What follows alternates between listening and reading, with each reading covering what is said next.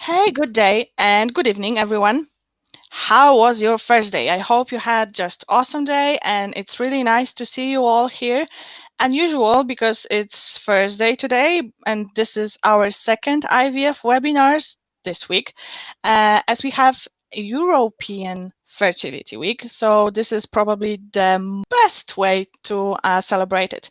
Please let me know in the chat section if you can all hear me, and if everything is working fine, then I will be sure that we can start. Yes, and thank you for the feedback already. It's nice to see you all. And I'm Sophie, and I'm your host. It's my pleasure to welcome you at our IVF webinars by Egg Donation Friends. All our IVF webinars are recorded. We have all our webinars on our website at eggdonationfriends.com/IVF-webinars. It's all available for you for free, so you can feel free to research this huge, vast source of IVF knowledge. You can share it. Feel free to do that. It's our pleasure. IVF webinars are brought to you with help of our partners, and our partners are National Fertility Society, fertility clinics abroad, and Donor Conception Network. And we are here today and this evening with Jessica Hepburn, and this is really nice that we can have you here, Jessica. Hi. Hi, Sophie. Hi, and we will be talking about the Ultimate Survivor's Guide to IVF. And Jessica will share her own story with us this evening. Jessica is an author, art producer, and an adventurer activist. And she's having been through 11 rounds of IVF herself. And she decided to put words into action and become pioneer in raising awareness of what it means to struggle to create the family you long for. So she's UK leading patient voice on fertility, infertility, and assisted conception. And on top of that, she also founded Fertility Fest, which was taking place just last weekend. And we will talk about it later as well. So now we will start with the presentation, which will take around 30 minutes. And next we will discuss all your doubts and support each other in Q&A session.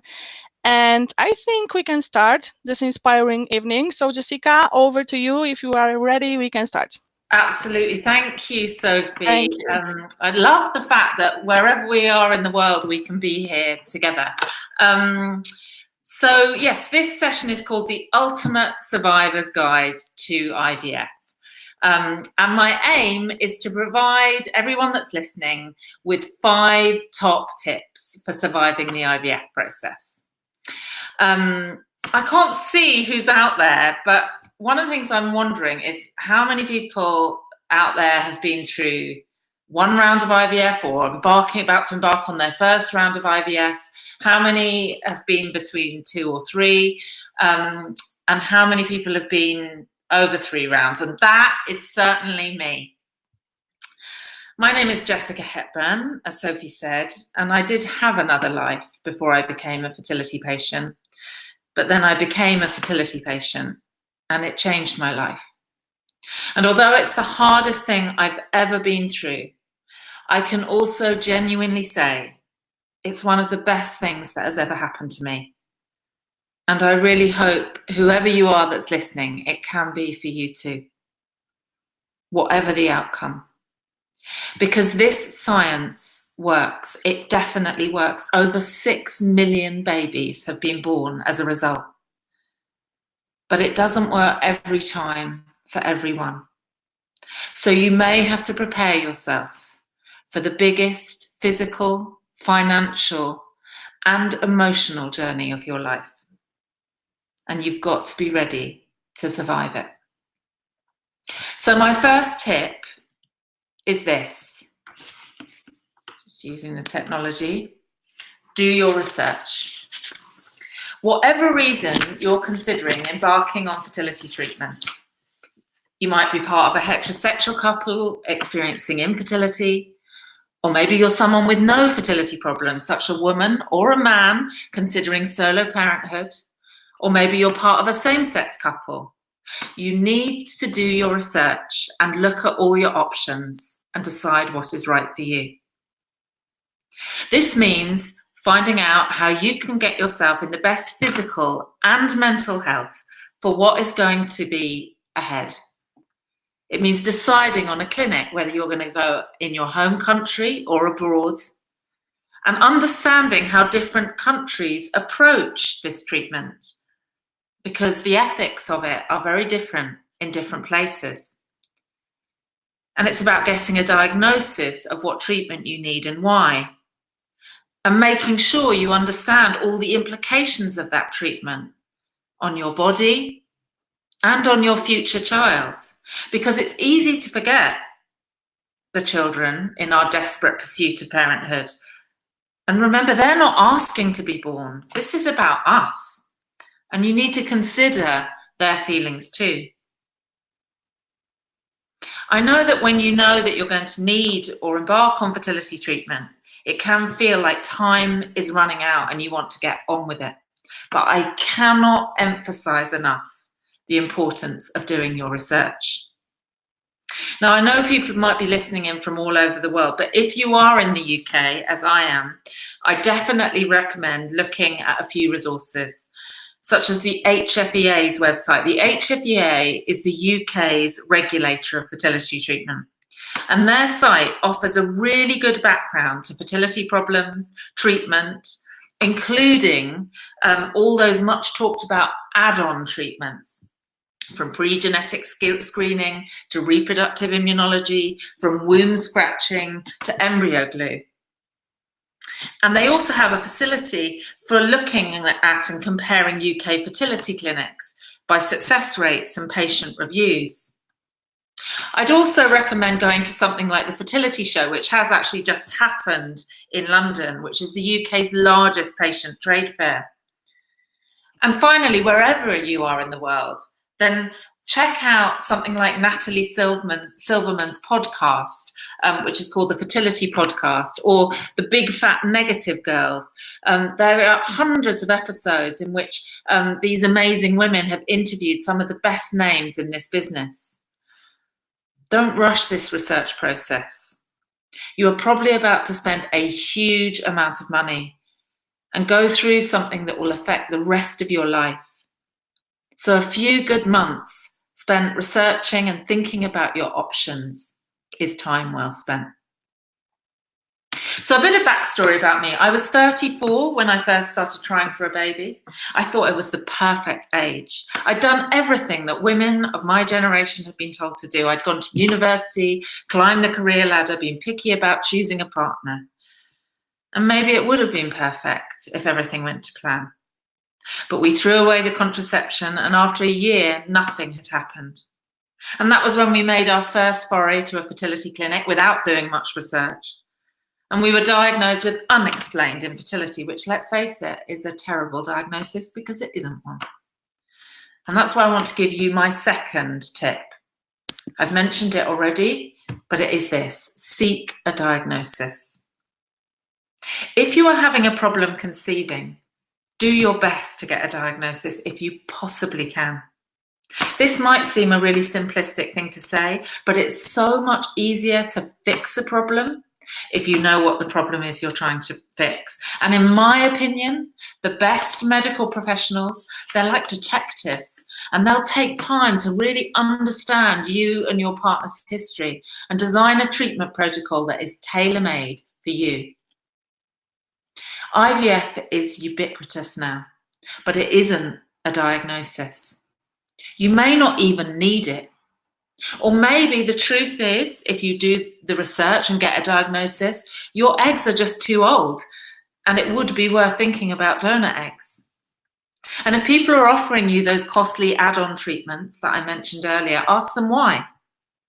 Ask them, what makes these treatments relevant in my diagnosis? Because this is really important to understand. IVF is still a new and emerging area of healthcare and science. It's only been around for about 40 years. And there's still a lot we don't know or hasn't been proven. And sometimes you'll hear the top professionals disagree about stuff. So what you've got to do is become an expert in your own body. Do the research. Get a diagnosis. Trust your instinct, and then make up your mind what you're going to do. So back to my diagnosis. Back to the backstory, not my diagnosis, our non-diagnosis. It became the start of what would become a decade-long struggle to conceive. That, exactly as Sophie said, involved a total of 11 rounds of IVF, multiple miscarriages, and an ectopic pregnancy that almost took my life. A perfect baby, but in the wrong place, my stomach. For years, like many people who struggle to conceive, I didn't tell anyone what we were going through, not even my closest family or friends, let alone colleagues or strangers. Publicly, I was a successful career woman, but privately, I was on a desperate mission to become a mother. I thought about this a lot, and I think my silence was due to a sort of complex range of things. Shame that I couldn't do what everyone else found so easy to do.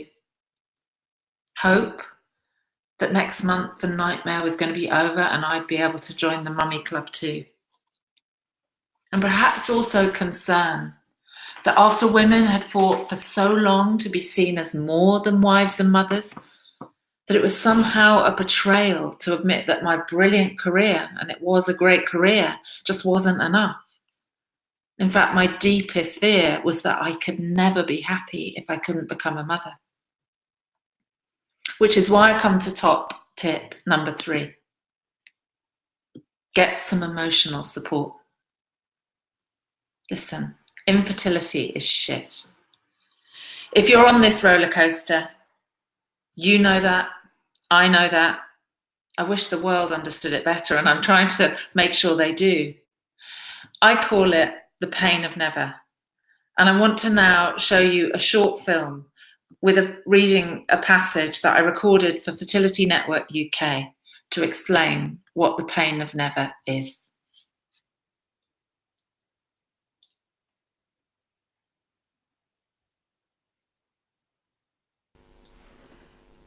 It's hard to explain the pain of losing something you never had, something that was never more than an expectation, a dream, at most a cluster of cells. It's not like I'm dying or on the verge of a humanitarian disaster.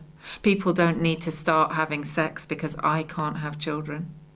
I know it's a hole in my life that society finds difficult to understand. I call it the pain of never. These are its list of symptoms. If you've got them, you'll know. Never feeling like a real woman, because you can't do what every other woman finds so easy to do. Never being able to feel happy for someone when they announce they're pregnant, without feeling sad for yourself at the same time. Never being able to admit you've been in the loo crying about it, because you don't want people to pity you. Never being invited to a baby shower, a christening, or children's party without it hurting. Never not being invited to a baby shower, a christening, or a children's party because people are trying to spare your feelings without that hurting even more. Never being able to make a pregnancy announcement to your family and friends and have them throw their arms around you in warm congratulations. Never being able to legitimately eat for 2 or buy a cool maternity outfit or go to a bookstore and buy What to Expect when you're expecting. Although I did do once, and then I miscarried and felt like a fraud. Never feeling the first kick of life inside you. Never being able to say, I think my waters have broken, or bring me gas and air. Is that what people say? Never knowing that. Never having a baby placed on your chest and saying hello for the first time. Never being able to breastfeed and use your body for what it was intended to do. Never being able to write an out of office that says, I'm away on maternity leave. Never being able to see your child's first steps, or first words, or first day at school, or first anything. Never being able to share these things with your friends and growing distant because of it. Never seeing someone else's photos of their children on Facebook without wishing you had photos to post too. Never hearing anyone call me mum. That's the pain of never.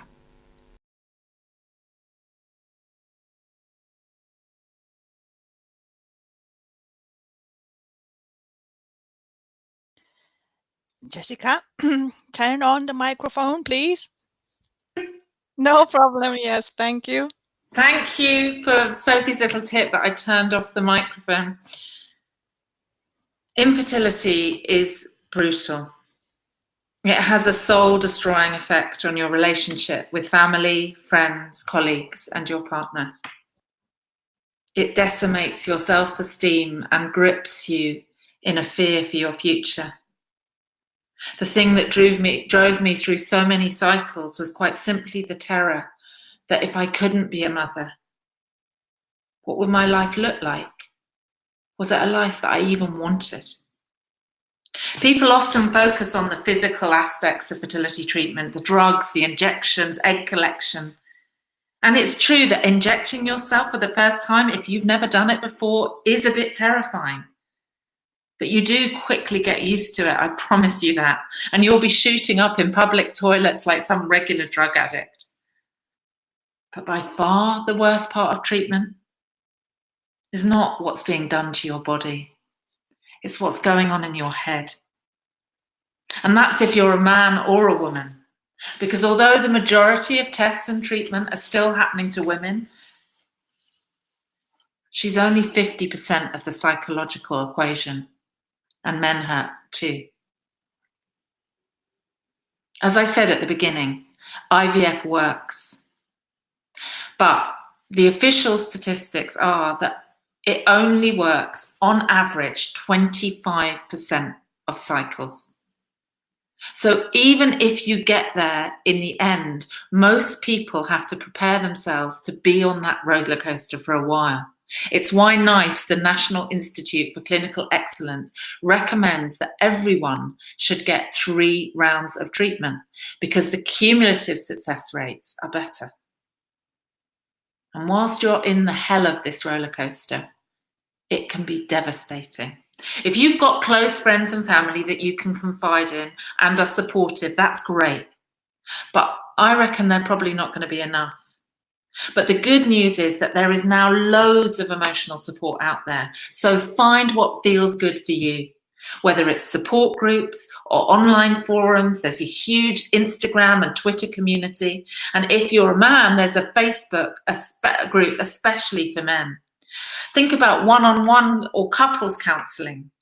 The UK charity Fertility Network UK can point you to all sorts of resources. And there's also an organisation called the British Infertility Counselling Association, or BICA, that has a list of all the trained fertility counsellors in the UK.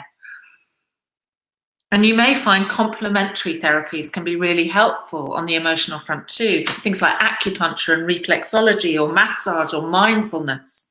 There are still questions about whether there is any evidence that such therapies will help to get you pregnant. But if they make you feel better on this really hard journey, then I believe that they are worth investing in. So try stuff out, find out what works for you, but please, please follow tip 3 and get some emotional support. So, a little bit more backstory. As I said, for years I didn't tell anyone what I was going through. And then one day I started writing about it, just after my 40th birthday. I'd never written anything before, but I started to write the book I wanted to read and couldn't find. It was a big decision to publish it. My writing is brutally honest, and I didn't want people to know the full horrors of what I was going through. In fact, I considered initially writing under a pseudonym. I was going to call myself Jessica Harper. Harper is my grandmother's maiden name, but then my editor did a Google search and saw that there was a Harper who defrauded Lloyds Bank of £1 million, and she said it wasn't worth the mix-up. But the thing that really helped me make up my mind was that I knew that there were some things I wanted to change about the world of fertility and infertility and IVF, and I could really only do that if I was myself. So my first book, there on the screen, The Pursuit of Motherhood, was published nearly 6 years ago now. And my second book, 21 Miles, Swimming in Search of the Meaning of Motherhood, hold on for the swimming reference, there'll be more of that in a minute, was published last year. And I've also founded Fertility Fest, which Sophie mentioned at the beginning, which is the world's first arts festival dedicated to fertility, which brings together writers like me, plus theatre makers, musicians, dancers, filmmakers, and visual artists, people who are making work about all aspects of the science of making babies, from trying to conceive to parenting after IVF and involuntary childlessness when IVF doesn't work, from solo motherhood to the queer family, from the male experience to the connection between race and religion and reproduction. And showcasing this work and bringing our artists together with experts, patients, and the public, we are trying to improve fertility education so that the next generation don't get just taught in school how not to get pregnant, but also trying to campaign to improve mental health support for people going through infertility and IVF. Because as I think it fundamentally affects your mind as well as your body, and both have to be treated and cared for. So I want to finish now by highlighting 2 final tips I've learned from all this. One of the biggest pieces of advice I give to people is this: never give up on Project You for Project Baby. I lost a decade of my life to my pursuit of motherhood. But we're on this planet for such a short amount of time. And if you're prepared to stay on the fertility roller coaster for a while, which may mean multiple rounds of IVF, or if you're prepared to adjust the route to get there, which may mean looking at things that you never imagined, like egg or sperm or embryo donation or adoption or fostering or surrogacy, in my experience is that you'll probably get there. But I guarantee that you're still going to want to do other stuff in life. So start working on those things right now. Take control of the things you can control. Because I'm afraid that where conceiving and carrying a healthy baby to term, that isn't one of the things we can control, not yet. No science, no doctor can guarantee you a baby 100%. Now, I'm going to let you into a secret here, because sometimes I do feel a bit of a fraud giving webinars like this. Because after 11 rounds of IVF, I haven't had that miracle baby. But I guess that I am someone who knows at a profound level what you might be going through. And I also know that the biggest fear that we all have to negotiate is, what if it doesn't work in the end for me? What if I'm the one that is never meant to be a parent? And the sense of failure and isolation and confusion about what your life is going to look like is unbearable. I know that.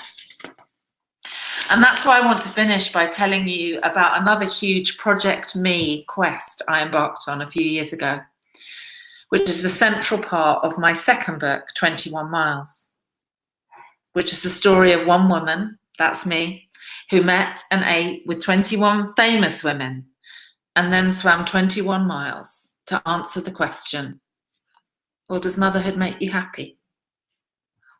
Cue the next film, Sophie, and I'll remember to turn my microphone on afterwards. Thank you.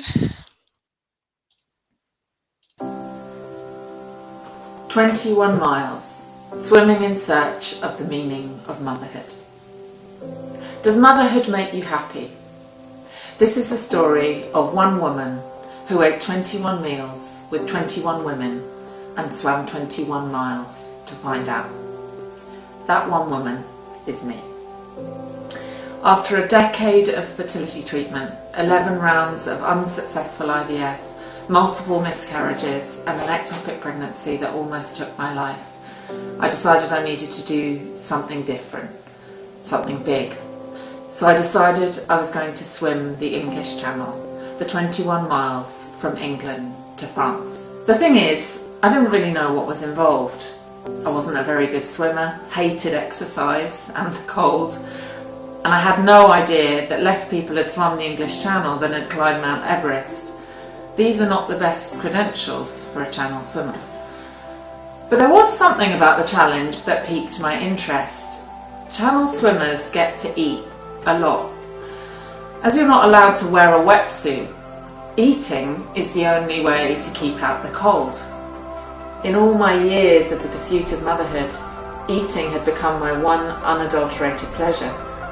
The thought of being able to do it guilt-free was very attractive.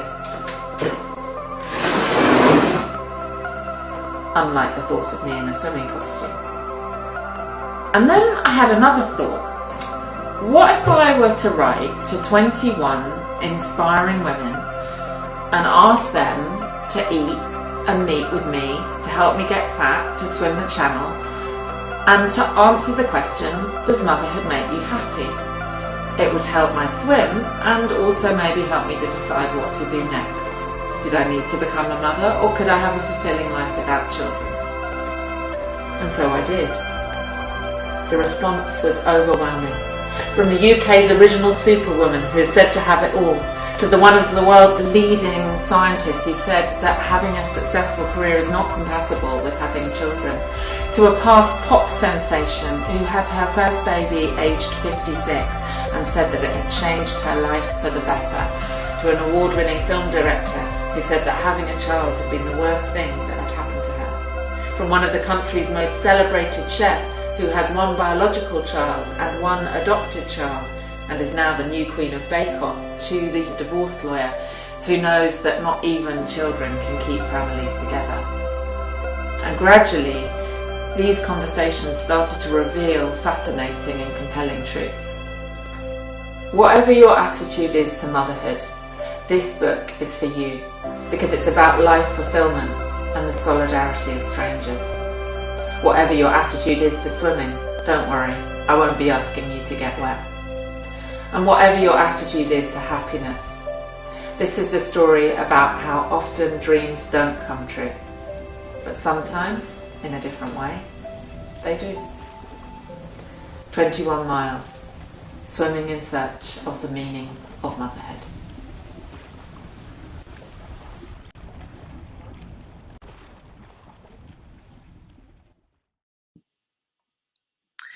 Now, I'm not going to tell you my answer to the question. You'll have to read the book for that. But I will tell you the two most important things that I learned.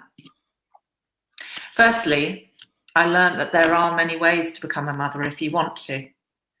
It's like I said, sometimes you just have to adjust the route to get there. And I also learned that you can definitely have a fulfilling life without children, whether or not you wanted them.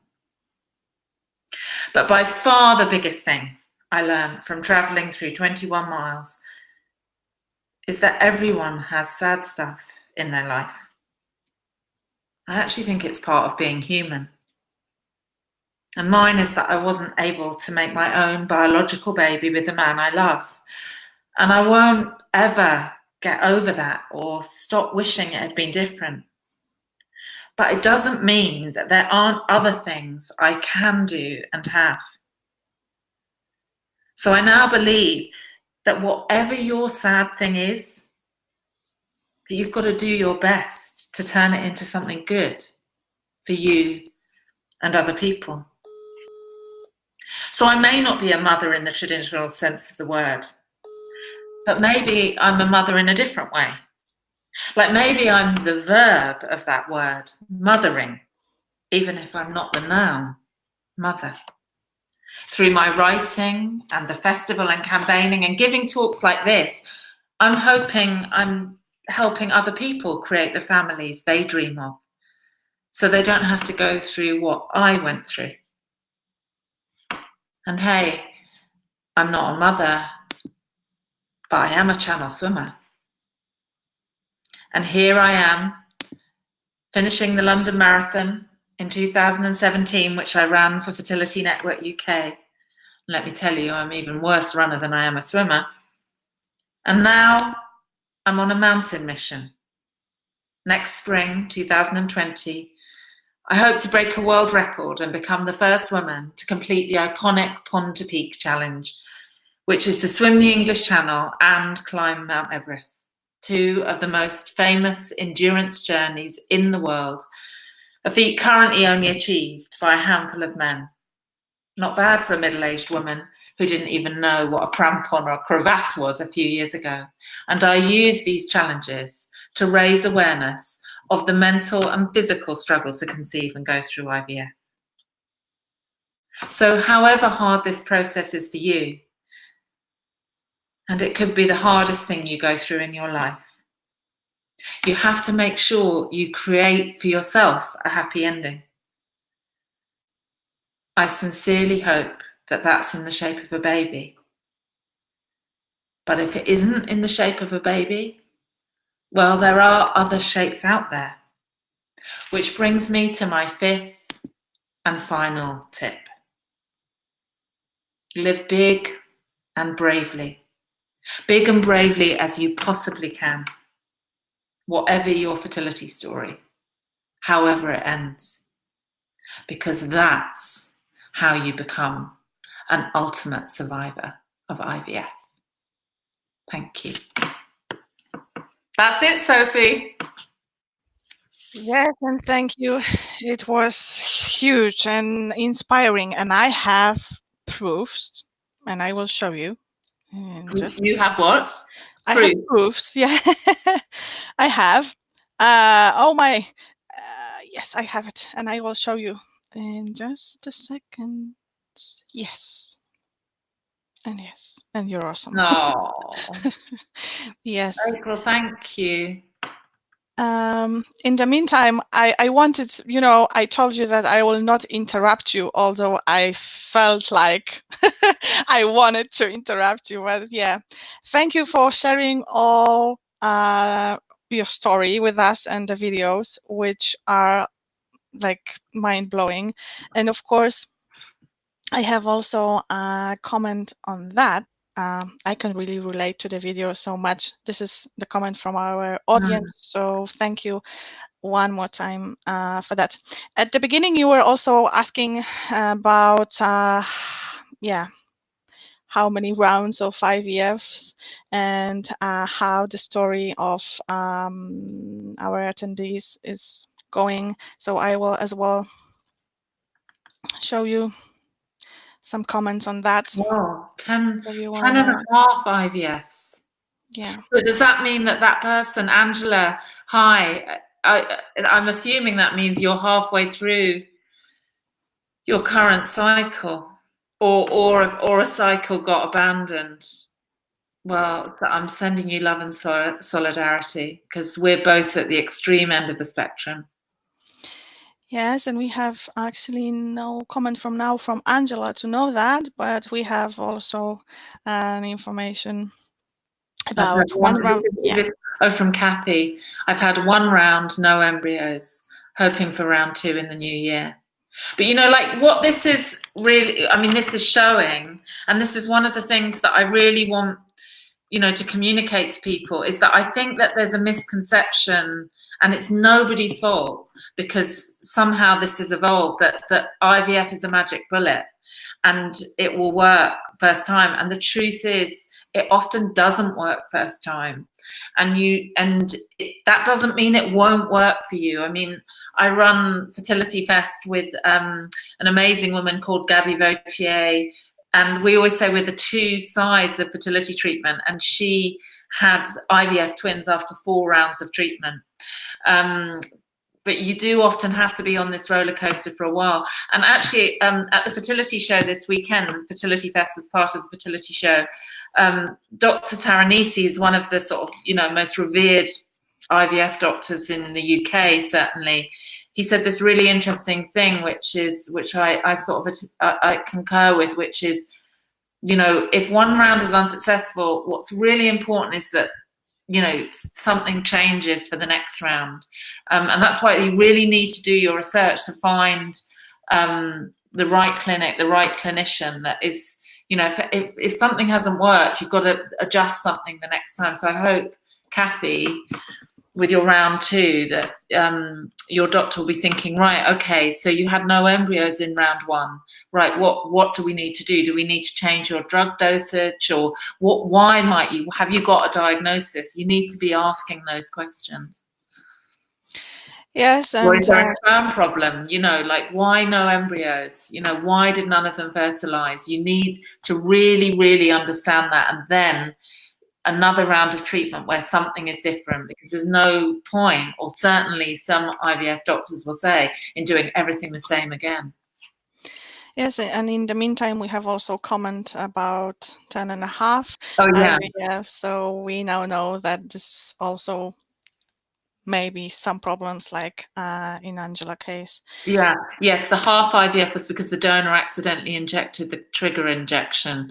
So for those, so I read that as saying that because for those people who are perhaps at the beginning of the IVF process, there's this stage which is called stimulation, which is either you stimulating your own ovaries, or if you're working with the donor stimulating her ovaries, and then when they're ready to go, you're given another injection to release them. And it sounds like, really tragically, that her donor injected herself with the trigger injection at the wrong time, so those eggs were released when they weren't ready for collection, which is just so hard.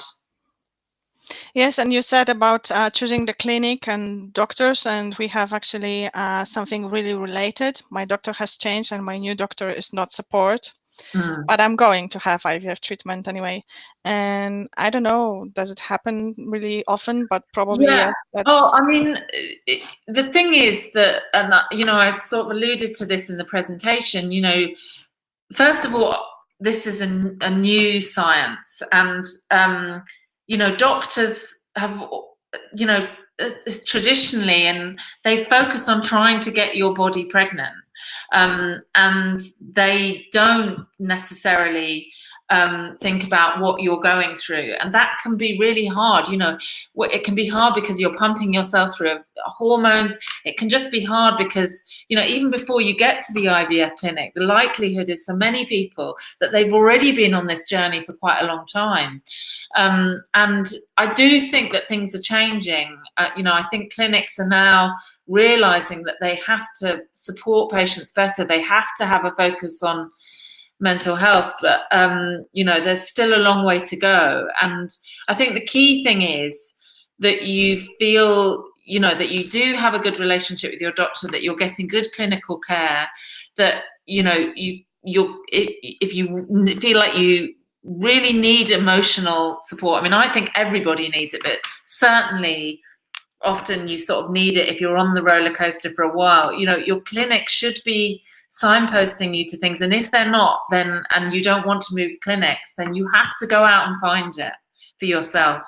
It will help you feel better about what you're going through. It won't necessarily change the outcome, but it's about making yourself more resilient to what is one of the hardest things you could ever go through. Yes, and thank you for your comment on this. We have actually, this may not be a question, but this is, I think, a really important thing, and this is also like we women feel about this sometimes. And we women are all the guinea pigs. Yeah, and this is tough to overcome. Yeah, I mean, that's absolutely right in terms of being the guinea pigs of this science. But also, I think we are really disadvantaged as women as well, because women are born with their lifetime supply of eggs, and they are rapidly declining in quality and quantity, from puberty, so that by the time you reach age 35, you've only got like 10% of those eggs left, whereas men produce 100 million sperm in every single ejaculate, and they carry on producing sperm for the whole of their lives. And whilst men's sperm quality goes down with age as well, it's like 1 egg a month for a woman, 100 million sperm in every ejaculate every single day. It's so not only are women the guinea pigs of the science, but we are also severely disadvantaged in our fertility, and the science hasn't been able to, it hasn't found a foolproof answer to that yet. And things like egg freezing, and donation, indeed, which could offer women opportunities to freeze their own eggs, or certainly do offer women opportunities to have eggs from younger women as donors. These aspects of the science are not guaranteed yet.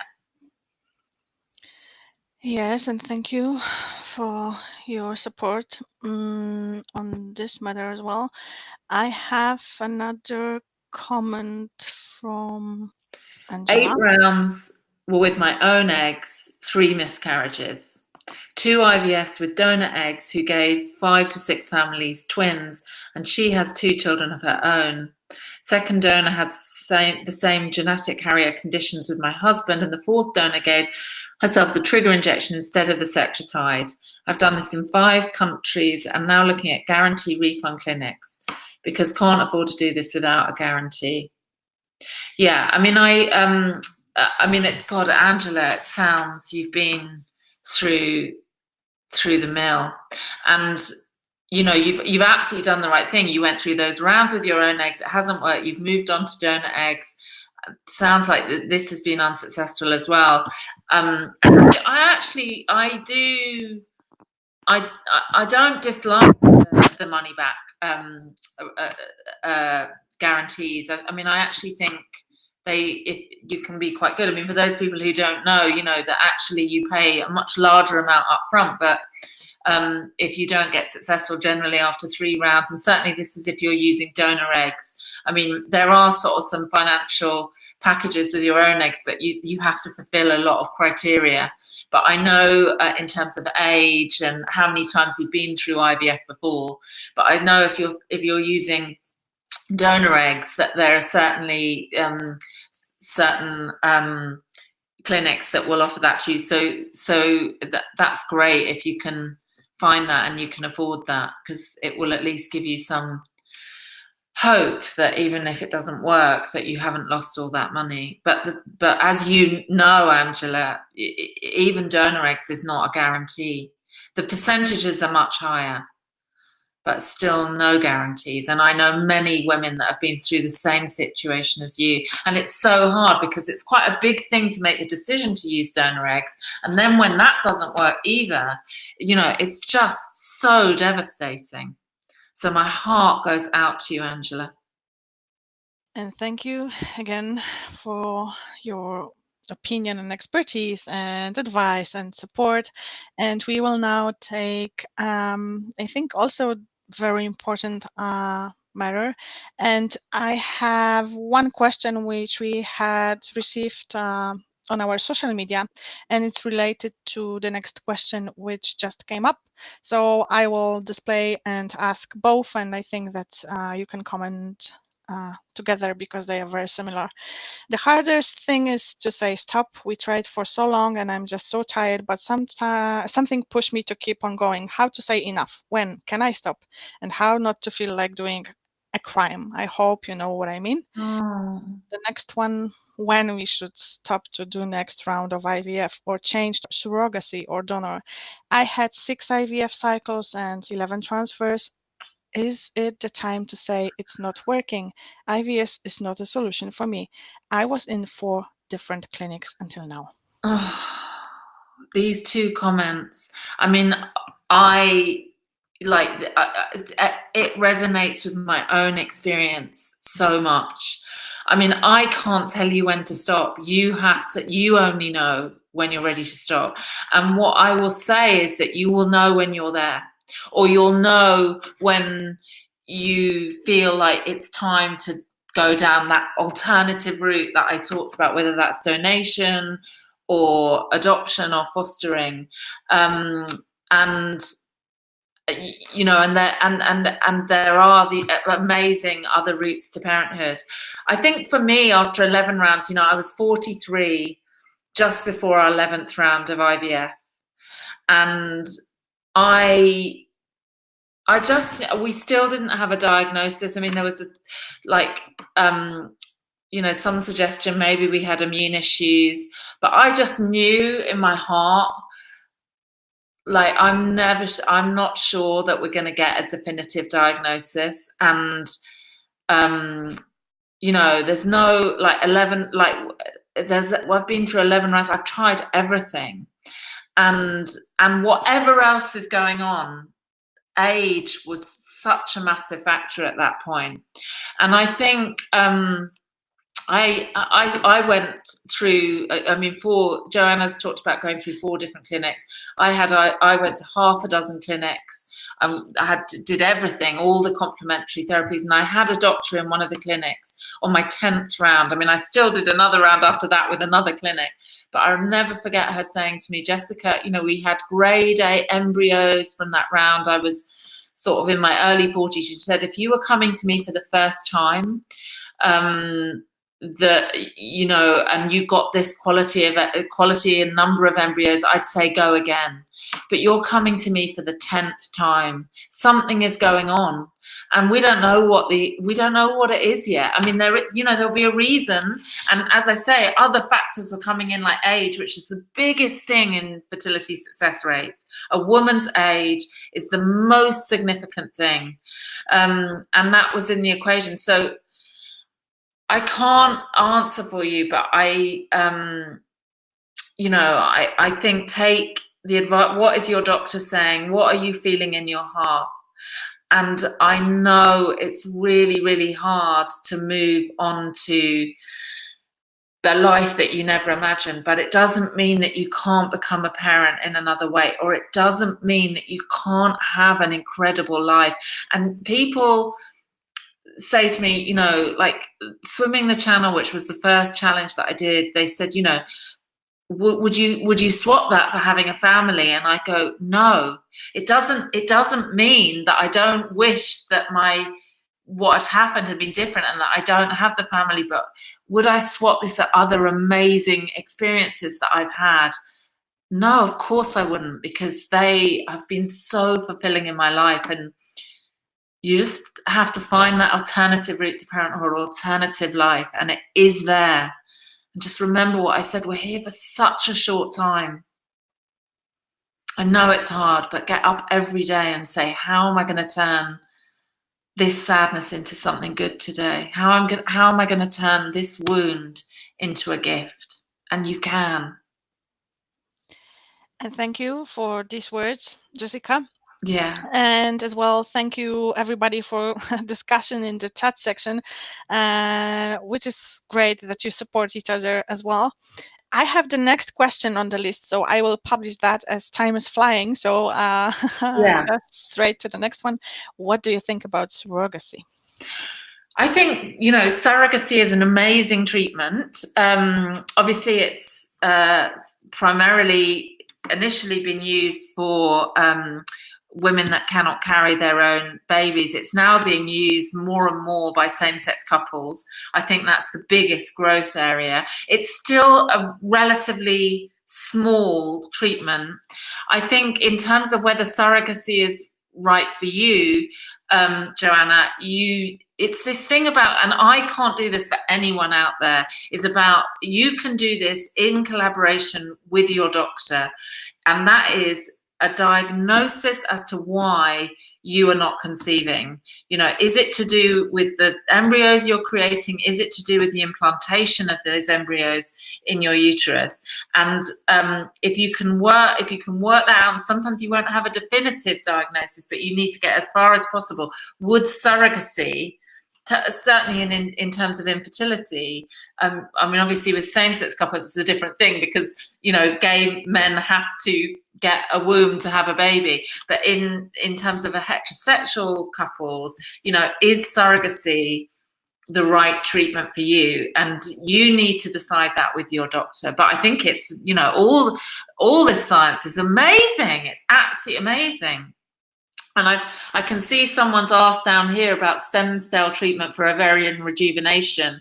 I mean, and I'm not entirely sure what you're referring to there, but I know that, you know, that there is work being done that we're going to be able to create eggs out of our skin cells, or create artificial wombs. You know, this is the future, and it's coming our way. But probably for those of us that, you know, are trying to conceive now or are trying to conceive in recent years, you know, this is the science of the future. It's not the science for today. Yes, and thank you. And that's really hard, because in the future it might really offer opportunities, but I don't think we're going to be anywhere close to getting that. Thank you for the questions and your answers as well. And in the meantime, we had also the question, which is this one. Are there any charities that support couples who want to do IVF but can't fully afford it? At the moment, the NHS has refused us. It just makes me so angry about the NHS aid, really, because, you know, NICE, the National Institute of Clinical Excellence, says that everyone should be entitled to 3 rounds of treatment. I've said at length that the cumulative success rates of IVF are better. That's why they're recommending 3 rounds of treatment. Also, it's absolutely unfair. It's just such a sort of easy thing to cut, but it's not just a, you know, and you hear all these stories about, oh, no one has a right to have a baby and it's not a terminal illness, but actually the pain of not being able to conceive feels terminal to me. And also I think the mental health impact, and I've talked about this at length, is just so huge. And I just don't understand, in a country that prides itself on an NHS, why we wouldn't give people the opportunity, the right to try for a child. In terms of charities that support couples, I mean, there's a petition going around at the moment to try and improve equality of access to IVF on the NHS. I have known, well, I think IVF Babble, the amazing online magazine, they actually, I think they have a program where they have clinics who donate free rounds of IVF. You'd have to go and look on their site and find out how that works. And certainly the Fertility Foundation, which is through Fertility Road magazine, they were doing a similar scheme. And I think the Lister Fertility Clinic might do a thing where they have a sort of raffle every year. So that there isn't a sort of charity that I'm aware of that has been doing this for a long time or in a big way, but certainly I know that smaller organisations sometimes have these opportunities. So it's definitely, I'd look at IVF Babble, Fertility Road, contact the organisers, and contact clinics like the Lister, who I know have sometimes done that. Yes, and a huge thank you for going deep into the details in connection to this question as well. Actually, I have also a comment which was direct message to one of our attendees, but I think that I will publish that because maybe you can also advise something similar in, maybe you know, any other groups which are supporting and providing tons of support for women. Yeah. Also, well, in terms of solo motherhood, I mean, or single mothers by choice, we call it. We tend to talk about it as solo motherhood in the UK, but single mothers of choice, I think, is the same thing. Interestingly, at the Fertility Show in London this weekend, by far, at the Fertility Fest at Fertility Show, one of our biggest sessions of the weekend was solo mothers. I think it's a massive growth area, and I think, you know, many women, you know, today have chosen this route, not necessarily as a sort of active choice. They ideally wanted to find the right partner, couldn't, and then made the proactive choice. But I think in the future we will see more and more women genuinely making this decision out of choice.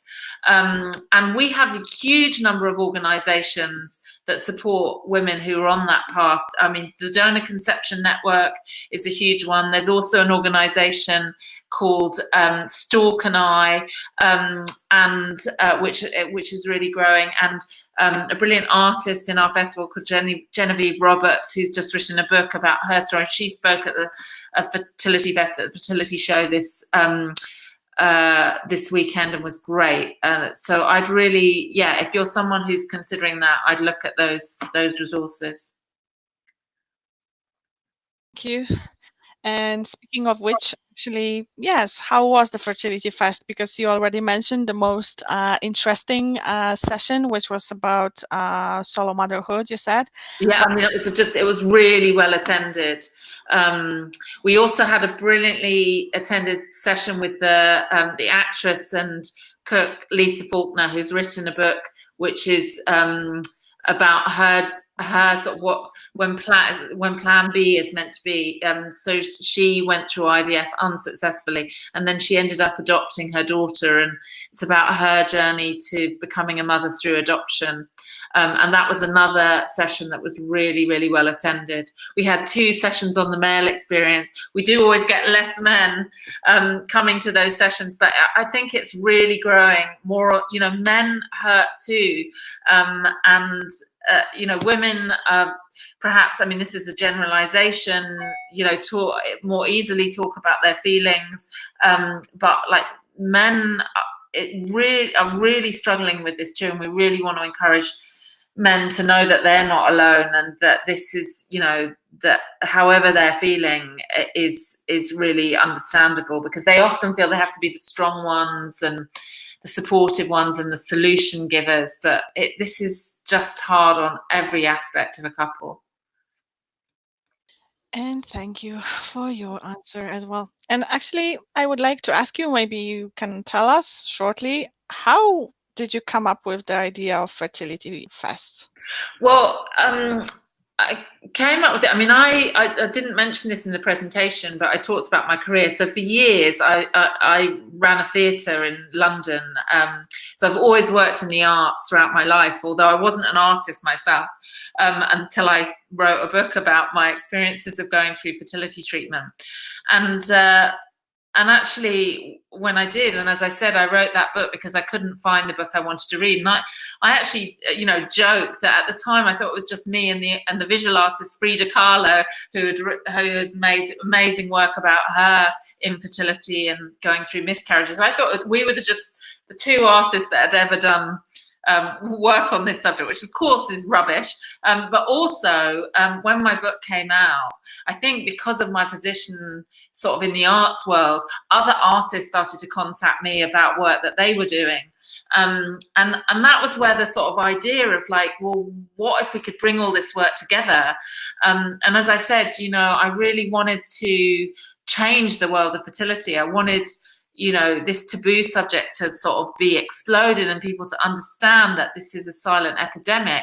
And then as it's grown, I mean, it's still a baby organization, but as it's grown over the last few years, I've realized, it started very much from my own experience as a white, sort of at the time 30s, early 40s something woman who was going through IVF unsuccessfully and sort of trying to make my way through that. And then I just realized, no, actually, this science, this treatment, this experience is so much broader than that. And that's when we started to look at things like the male experience and parenting after IVF, because the experience never leaves you, to race, religion and reproduction, donation, surrogacy, being diagnosed with infertility as a child because you've been born without a womb or you've got premature ovarian insufficiency. And so always led by the work that's being made by artists, often out of their own experience. And that's how it grew and grew. And because there's been nothing else like it, people weren't even talking, let alone having an arts festival around this subject.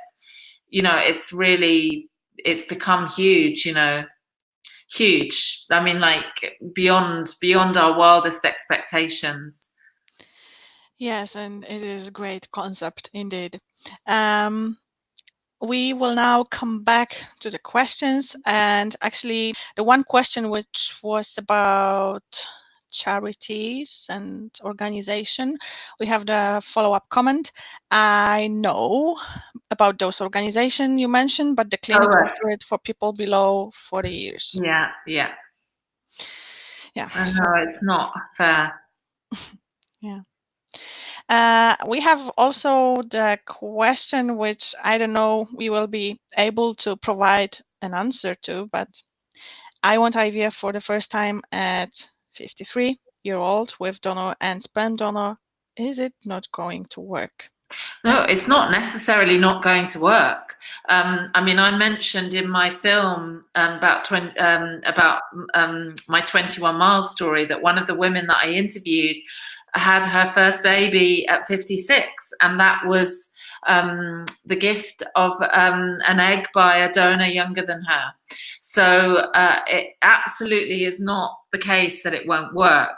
What you do need to do is that, and I mentioned this in the presentation, you know, different countries have different regulations in terms of what age they'll give you IVF, with including with donor egg and sperm. So you need to look into that, but also know that even if you have the youngest egg and the youngest sperm, it doesn't necessarily mean it's going to work, because of course if you're going to carry the baby, then you know it's not just about, I mean, that's the most critical thing, the egg and the sperm, but it's also about your you carrying it. But absolutely, it could work, but it also could not work, and that is the same for everyone, whatever age you are. Yes, and thank you for the question and your answer as well. And just thank you for that. Good luck, April. Good luck. And thank you for the support. I certainly feel that you're not too old to be a mother. That's what I feel. Yeah, and this is a great message. We have the next question about, are there any reliable resources that provide success rates of clinics abroad? Reliable resources. Well, I don't know. I mean, the HFEA, who I mentioned, the Human Fertilization and Embryology, they provide success rates of clinics in the UK. They do not provide clinics abroad because they do not regulate them. I'm not aware that there is such a site that offers, like independent success rates about clinics abroad. But the thing that I would say is this, and it's really important, and the HFEA would corroborate this. You know, the majority patients get really hung up on success rates, and actually the reality is that, you know, they differ very little between clinics. You know, the biggest factor in success rates are a woman's age. And that is why I think we've got lots of people who are considering donation here. That's why your success rates go up significantly if you're going through donation and you're using the egg of a younger woman. That's the biggest factor. And then across clinics, the variation in success rates at each age. So you have to look at the success rates of age. So, you know, I think under 35, the average success rate is 30% across all UK clinics. And it won't vary massively, like 1 or 2%, right? It's not huge. And yes, with donor eggs, it's higher. It can be much higher. But again, there isn't a huge variation across clinics. Of course, clinics want you to think that they've got better success rates than anyone else. And we were talking about money back guarantees earlier, you know, which is why they're not such, you know, they could be quite a good thing, because, you know, that is a sort of guarantee. But, you know, you need to look at other things when choosing your clinic. Success rates is only one part of the equation. You need to look at regulations in different countries. If you're going through donation, you need to have a really, you know, hard look at anonymity laws, you know, in the UK and abroad, and how you feel about those. And you need to think about, you know, going for treatment, about ease of access to the clinic. You know, that obviously is different in terms of whether you're here or abroad. And you absolutely need to think about what does this clinic make me feel like? Do I feel comfortable here? Do I feel looked after here? And that, like, all important emotional support. What is that like here? And does this clinic feel, you know, clean? And do I, you know, when I've done all my research and all the most up-to-date treatments, do I feel like they're doing the ones that I think are right for me? So it's about other things and not just about success rates. Please don't get hung up on success rates. I think I think any top doctor, and I'm not one, will tell you the same thing. Yes, and thank you. We have, of course, follow-up comments as well. USA has a national database, and even more. Starting the USA is optional. Not all clinics are members. CDC has mandatory USA data under NCHS. I tried researching internationally and couldn't find much. There's a push in Latin South America countries to join a fledgling organization, but it's not really established yet. I also put the comment in the chat section that you can maybe go and check Patient's Guide on Where IVF. This is also the guide which was made just for patients, comparing all those stuff. But as Jessica said, this is not only success rates, right? Yeah. Many things. But Yeah. really do your research, and that's why things like the fertility show are so great, because you can meet clinics and, you know, see how you feel. Trust your instinct. Yes. And I just want to say, Sophie, that at the end of the day, no one can tell you specifically what your percentage chance of it being successful is. No one knows that. You can only know that by doing it. So, yeah, I just, you know, because everyone is different. yeah, totally. We have also the next comment on that. So it's all available for you and in the chat section as well. And the links are working, so you can go and click and check it yourself as well. This will be also the final call for questions. So if anybody waited until now, feel free and do that now. And we have quite difficult question. And before I publish, I will warn you that this is difficult. Yeah. Are you happy now?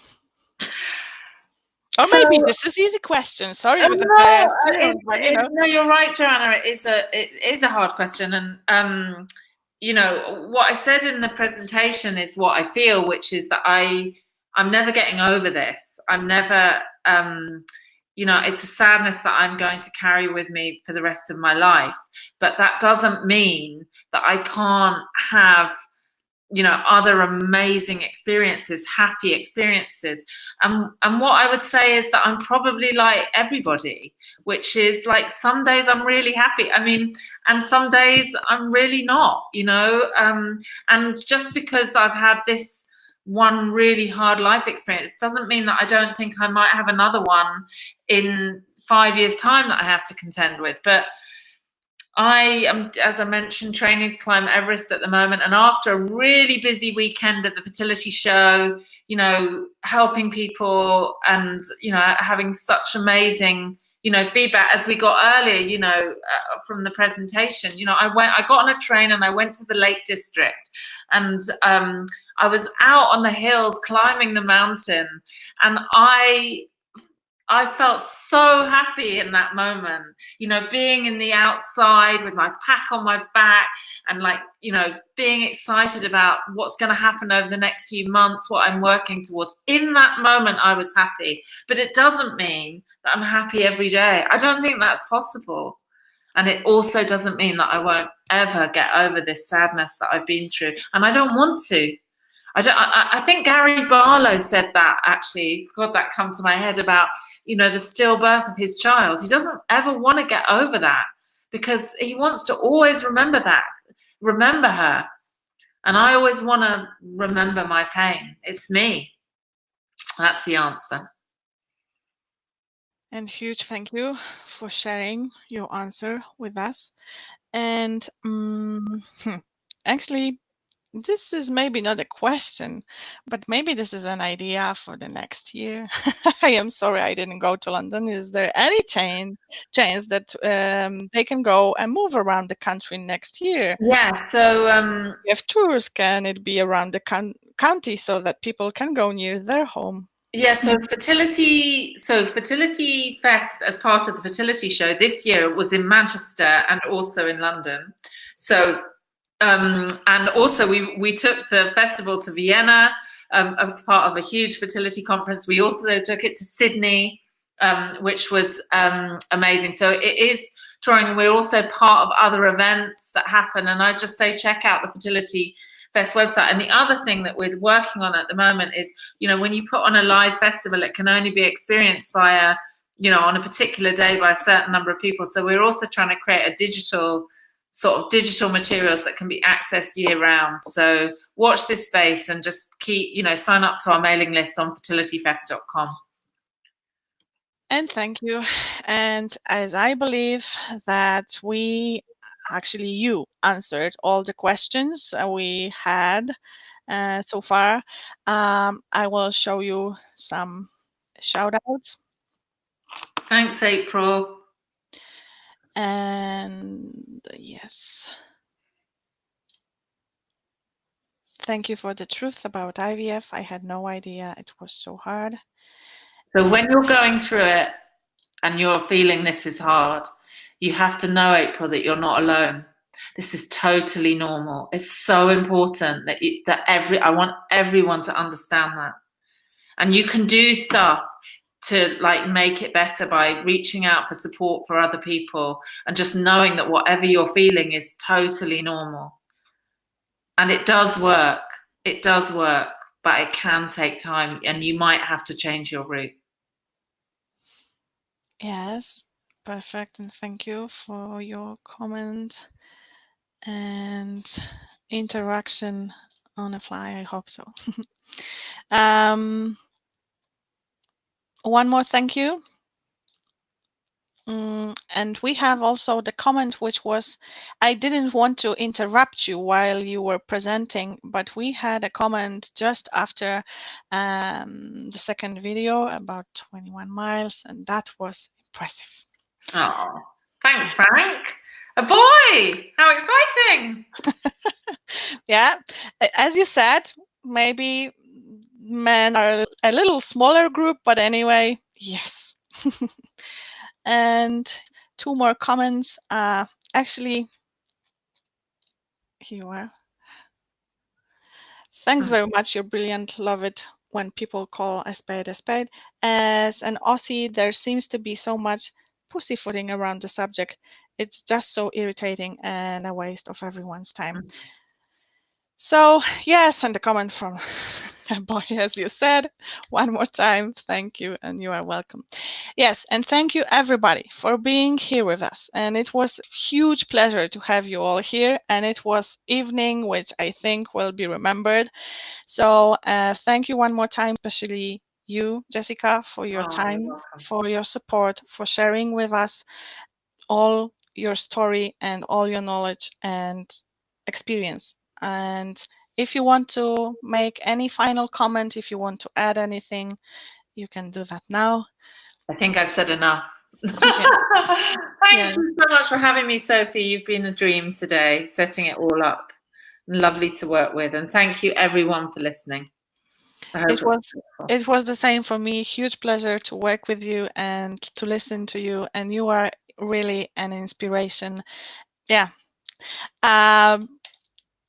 For summarizing, I will just remind you that the rewatch will be available on our website tomorrow, and of course on our YouTube channel. If you subscribe to our YouTube channel, you will be always up to date with all the videos which we are uploading there after IVF webinars as well. So follow us on social media and you will know it all. And I have some invitation for the next week. Next week we have German IVF webinars. So if here is anybody who would like to join IVF webinar in German, feel free to sign up. And in 2 weeks, we will be here again on Tuesday and again in 2 weeks. And we have more subjects coming up. Every week we meet with great fertility experts from all over the world. So feel free to join us. It was a huge pleasure one more time to have you here. And thank you for joining, everybody. And have a great night or day, wherever you are. And yeah, see you soon, I hope. Bye. Bye.